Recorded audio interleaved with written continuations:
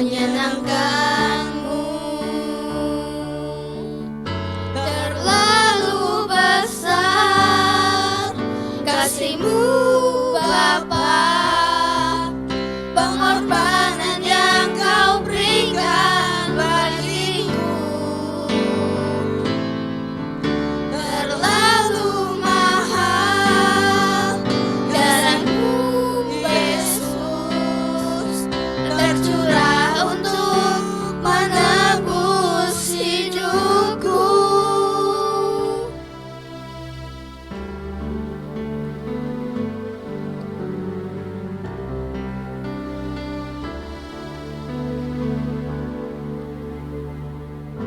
Telah kulihat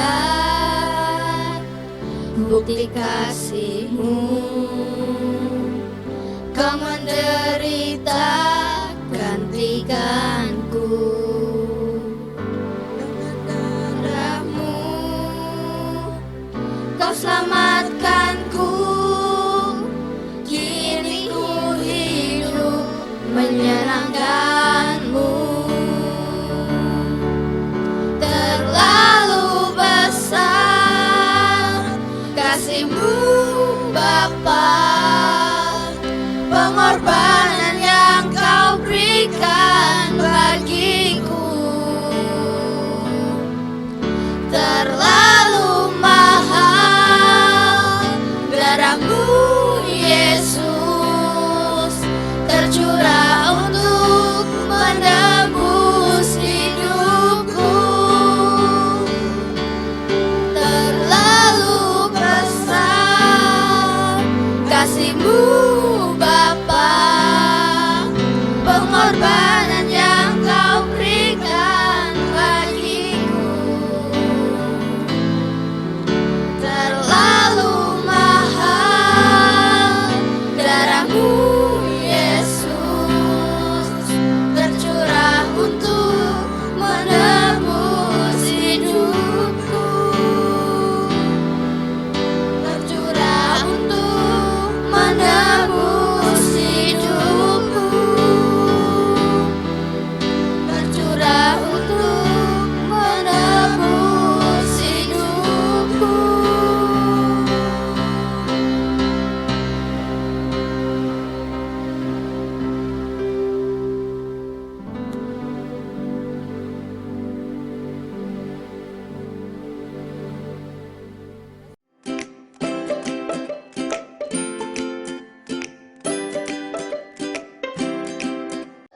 Tanda paku di kaki dan tangan, tanda cinta, tanda cinta, tanda tombak menusuk di pinggang, tanda cintanya Tuhan.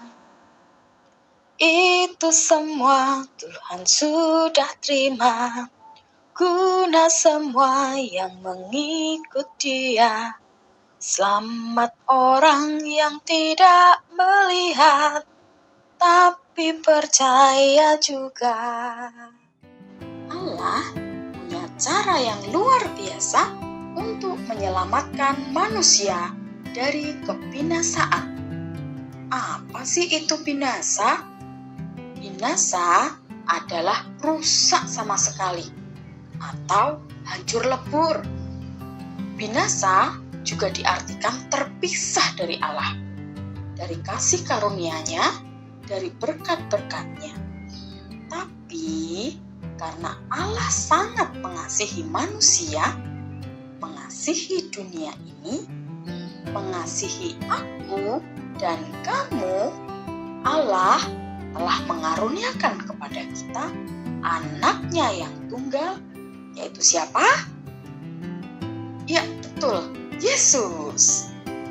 Yohanes 3 ayat 16 berkata, karena begitu besar kasih Allah akan dunia ini, sehingga Ia telah mengaruniakan Anak-Nya yang tunggal, supaya setiap orang yang percaya kepadanya tidak binasa, melainkan beroleh hidup kekal.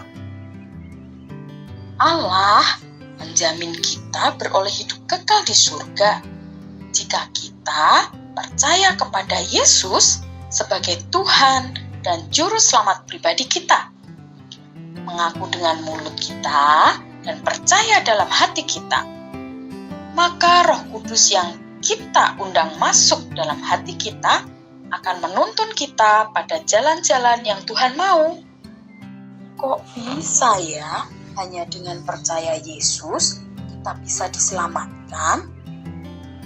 Tentu saja bisa, karena Yesus adalah anak tunggal Allah yang tidak berdosa, sudah menebus dosa kita dengan mati di kayu salib. Allah menghadirkan Yesus ke dunia untuk menebus dosa. Yesus rela dipaku kaki dan tangannya, ditancapkan di kayu salib, lambungnya ditombak, tubuhnya dicambuk sampai hancur, bahkan kepalanya dikenakan mahkota duri, hingga dia mati di kayu salib. Itu semua karena Allah sangat mengasihi kita, manusia. Bukan hanya dosa yang ditebusnya, tapi juga sakit penyakit kita, kelemahan kita, sengsara kita, penderitaan kita juga telah dipikulnya. Dalam Yesaya 53 ayat 4-5 berkata, "Tetapi sesungguhnya penyakit kitalah yang ditanggungnya, dan kesengsaraan kita yang dipikulnya. Padahal kita mengira dia kena tulah, dipukul dan ditindas Allah. Tetapi dia tertikam oleh pemberontakan kita. Dia diremukkan oleh karena kejahatan kita. Ganjaran yang mendatangkan keselamatan bagi kita ditimpakan kepadanya. Dan oleh bilur-bilurnya kita menjadi sembuh." Mungkin kita pernah melakukan dosa, baik yang disengaja ataupun tidak. Mungkin kita tidak taat, berkata bohong, atau tidak jujur, suka marah, suka berkata kasar atau jorok, mau menang sendiri, jahat sama teman atau saudara, dan masih banyak hal lagi yang membuat Tuhan Yesus sedih. Kita harus bertobat, maka Tuhan akan mengampuni kita dan menghapus dosa kita. Kita minta pertolongan Roh Kudus untuk diubahkan menjadi anak yang manis, yang menyenangkan hati Tuhan, menjadi berkat bagi orang lain, dan nama Tuhan dipermuliakan. Begitu juga buat kita yang sedang mengalami sakit penyakit. Tuhan sudah mati di kayu salib untuk menanggung sakit penyakit kita. Kita hanya perlu percaya bahwa bilur-bilurnya menyembuhkan segala penyakit kita. Bukan hanya sakit penyakit yang bisa dirasa tubuh atau kelihatan, tetapi juga sakit karena hati kita disakiti, karena kita kecewa, karena kita sedih, karena kita takut, karena kita khawatir, dan segala bentuk kesengsaraan kita. Dia sanggup memulihkan, dia sanggup melepaskan kita dari semuanya itu. Kita hanya perlu percaya kepadanya. Mau menerima berkat dari karya penebusan di kayu salib? Yuk kita berdoa.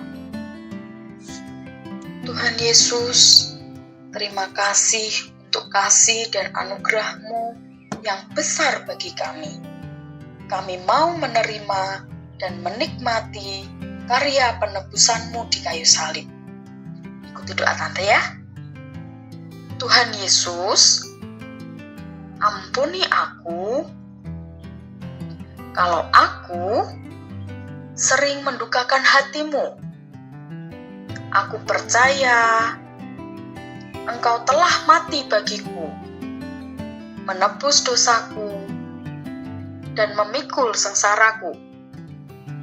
Saat ini, aku mengundang Engkau masuk ke dalam hatiku, menjadi Tuhan dan Juru Selamat pribadiku. serta memimpin hidupku. Bagi kalian yang saat ini sedang sakit, taruh tanganmu di bagian tubuhmu yang sakit dan ikuti doa ini. Tuhan Yesus, aku percaya bilur-bilurmu sanggup menyembuhkanku. Aku berkata saat ini, aku sembuh. Dalam nama Yesus, aku sembuh. Aku sehat. Aku pulih kembali. Juga bagi kalian yang saat ini merasakan kesesakan dalam hatimu, dalam batinmu, mari kita bawa kepada Tuhan apa yang menjadi sakit dalam hatimu, kita serahkan kepada Tuhan.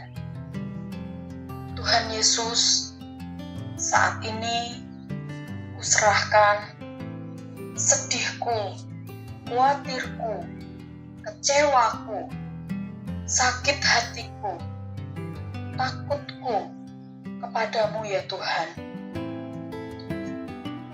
Aku mau percaya kepadamu, mengandalkanmu, dan melepaskan pengampunan buat orang yang telah menyakitiku. Aku memberkati mereka. Biarlah kasih-Mu memenuhiku, memenuhi hatiku, berlimpah damai sejahtera dan sukacita dalam hidupku. Terima kasih Tuhan untuk firman-Mu sore hari ini. Terima kasih untuk kematian-Mu di kayu salib yang menyelamatkan setiap kami. Biarlah kami senantiasa hidup dalam kebenaran-Mu sehingga nama-Mu dipermuliakan. Dalam nama Tuhan Yesus, amin. Pastikan Yesus ada di dalam hatimu. Alami kasih dan kuasa-Nya setiap hari. Alami mujizat-Nya setiap waktu. Dan nyatakan pengorbanannya di kayu salib tidak sia-sia. Haleluya! Tuhan Yesus memberkati.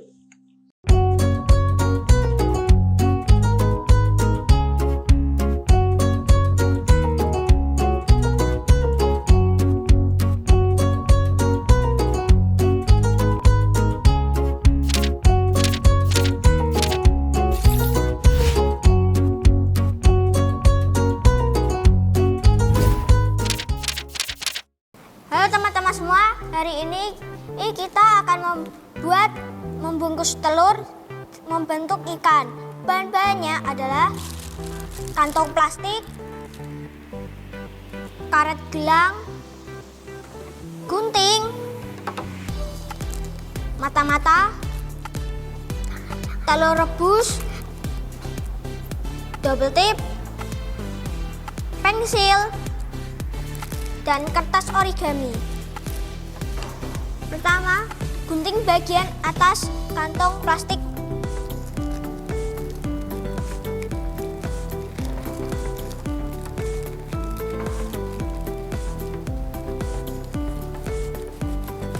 Setelah itu, gunting bagian bawah kantong plastik.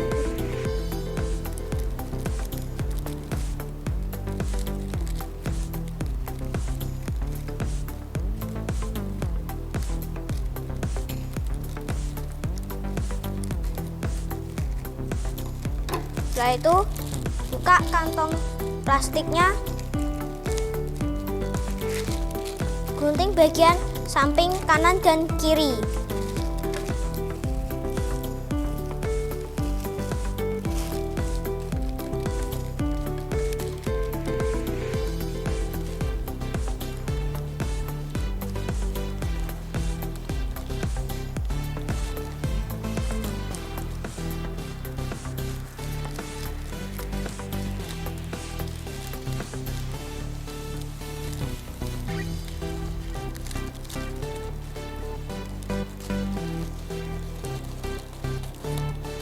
Ketika sudah, rapikan kantong plastik.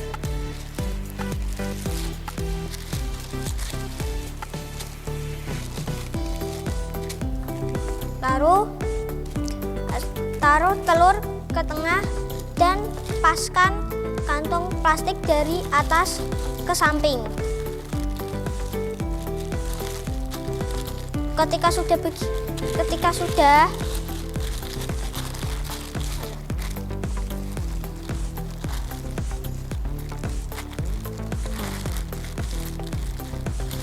lipat kantong plastik.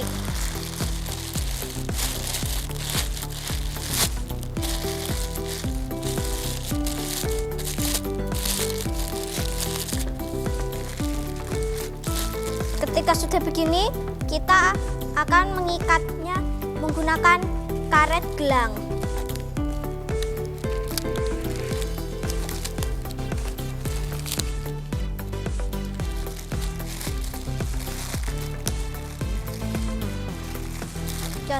Jangan lupa untuk membuka bagian ekornya agar terlihat seperti aslinya. Ketika sudah, bagian belakang kantong plastik lipat di sekujung di sekitaran karetnya agar tidak terlihat.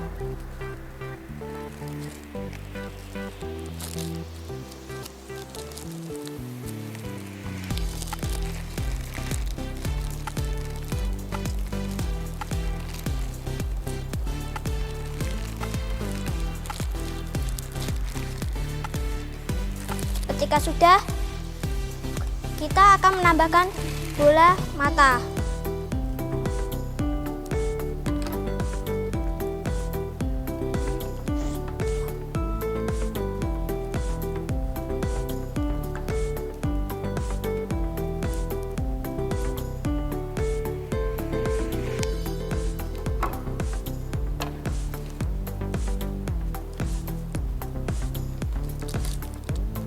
Ambil mata-matanya lalu taruh di double tipnya.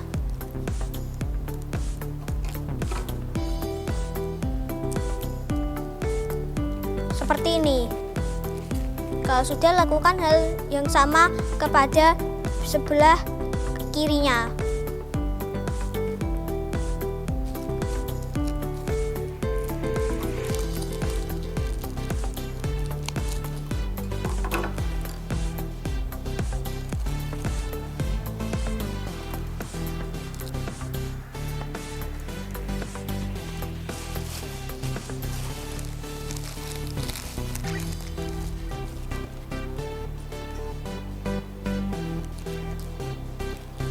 Ketika sudah, kita akan membuat bagian mulut ikan.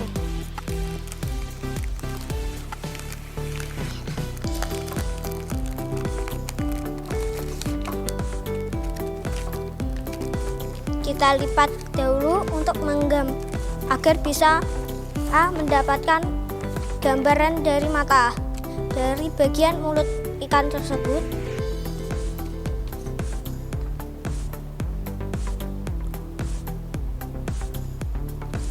Ketika sudah, kita gunting.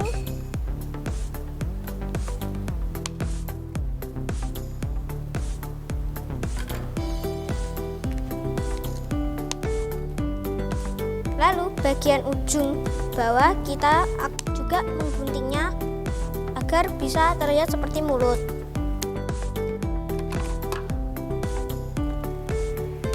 Ketika sudah seperti ini, lipat lagi agar bisa kelihatan warnanya.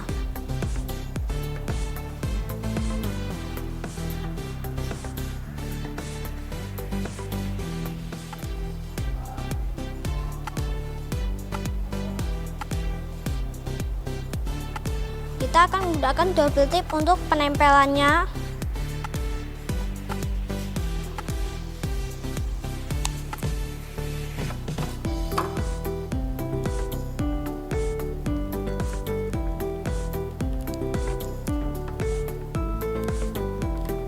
Setelah double tipnya ditempelkan, kita akan berikutnya menempelkan bagian mulutnya seperti ini. Lalu ujung plastik ini kita akan membuat sirip bagian atas dan bawah.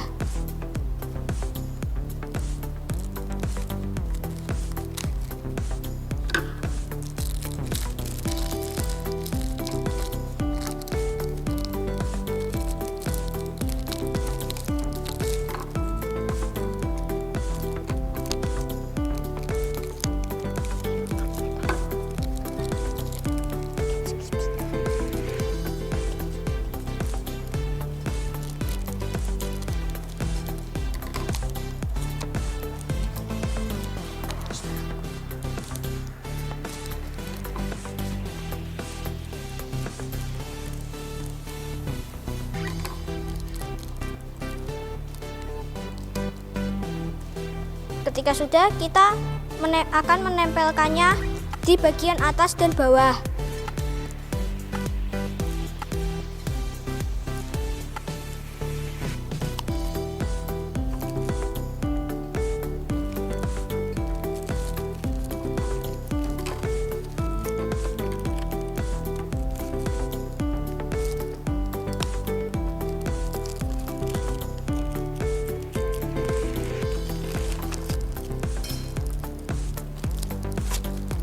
Setelah menempelkan double tip, lalu pasangkan siripnya di bagian atas dan bawah.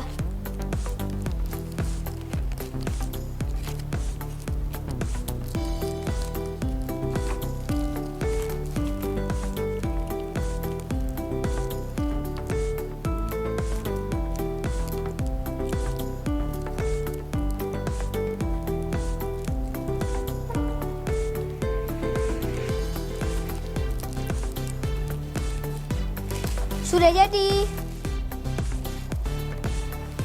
Teman-teman bisa menirukannya di rumah seperti ini. Sampai jumpa Sabtu depan. Dadah.